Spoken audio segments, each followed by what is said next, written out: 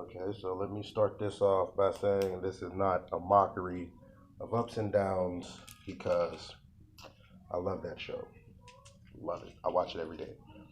This is my personal feelings on Raw's War from last night. I can't even call it Raw's War, it's just Raw. Okay, so I'm going to start off with the Riot Squad implosion. Don't really care because Liv Morgan hasn't been pushed. Sarah Logan hasn't been pushed. Ruby Riot hasn't been pushed. So they basically brought that whole team back together to basically implode it. Dumbest shit ever.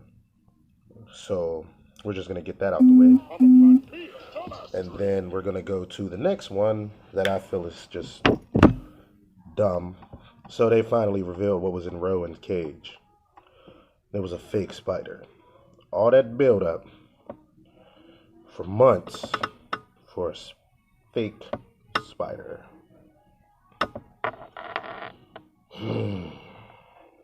Stupid. Stupidest thing ever.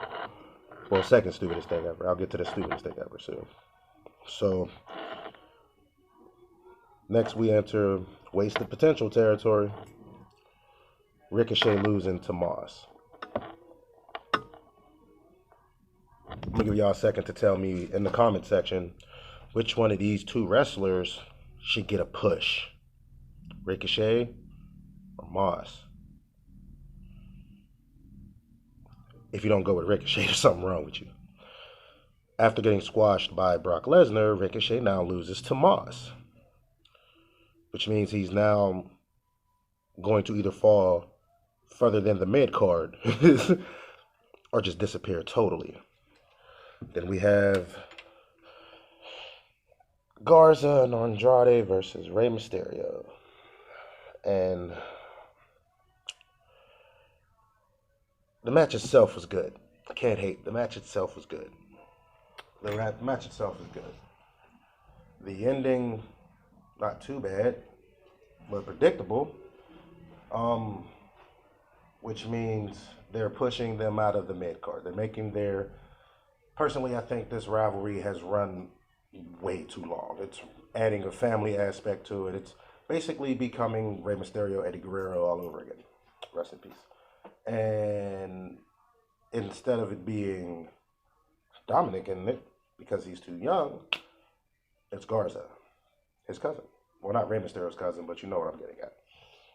So I just think the whole thing just needs to disappear. Then we have Kairi Sane versus Shayna Baszler. We've seen this already. Same finishing off. NXT happened before. Just a different stage. So I'm not even going to touch on to that. Then we have Aleister Black losing the way he did. Basically setting up The Undertaker at WrestleMania.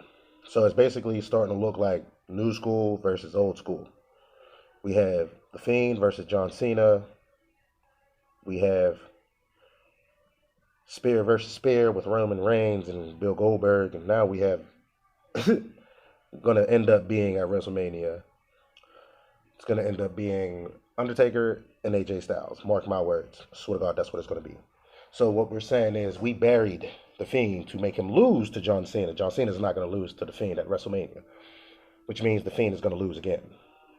And again, again, and again, and again. It's just going to keep happening. Bright side of the night, Drew McIntyre obliterates Brock Lesnar. I loved it. I loved it. I loved it, the whole aspect of it.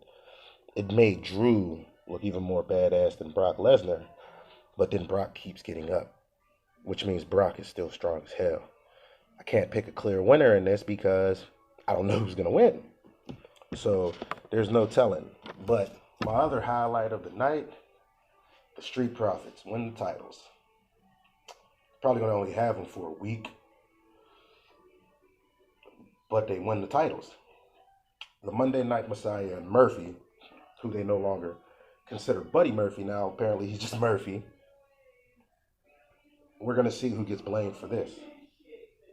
We'll see what happens. So, the final thing of the night, well, two things for the end of the night. Randy Orton and Beth Phoenix. This is setting up the livest match with Edge and Randy Orton. They're going to put on a hell of a show to attack Beth Phoenix the way he did. After bringing up his family and everything, we're not even going to get the rated R superstar back. We're going to mess around and get that crazy Edge. The Edge that made me a fan of him. Before all the extra shit with Lita and all the extra shit with all of the man, niggas don't even know Edge used to be a savage. He was savage. But then something strange happened after the cameras went off air. And now they're setting up Drew McIntyre. Hold on one second. Thank you for choosing Cricket. How may I help you? 8 p.m. Yes. If you finishing off your bridge, you'll probably have to pay $4 extra. No, sir.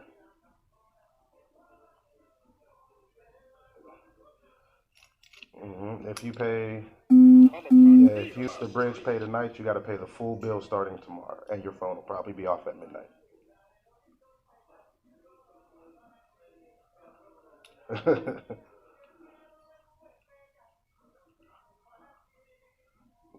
No problem. I'll see you later, sir.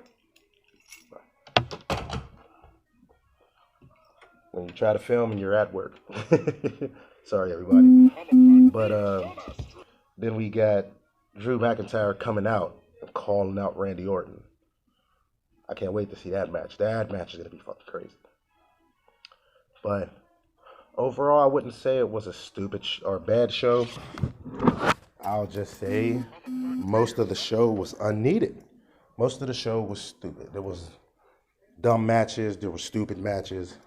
There were a lot of good-ass matches. But there was a lot of wrestlers getting buried that should not be buried. Stop burying your talent. Stop burying Ricochet. Especially Ricochet. Ricochet. I became a fan of Ricochet when I was watching Lucha Underground and he was Prince Puma. Like, I am a Ricochet fanboy, basically. So to see him losing to people that I don't even know matches of just baffles me. He was in the main event card. He gets washed by Brock Lesnar, and then WWE buries this man. You can't tell me that he's going back into the main event scene after losing to that guy. I'll believe it when I see it. But overall, I'd give WWE Monday night, well, basically Raw, 6 out of 10. Yeah.